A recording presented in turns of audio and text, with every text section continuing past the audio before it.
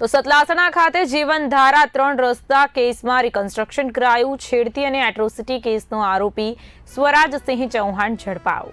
Bike પર આવી અપશબ્દો બોલી હુમલો કર્યાનો આક્ષેપ આગોતરા જામીન અરજી કોર્ટે ફગાવી।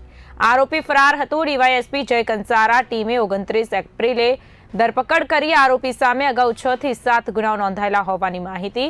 પોલીસ દ્વારા ઘટના સ્થળથી સ્ટેશન સુધી રિકન્સ્ટ્રક્શન કરવામાં આવ્યું।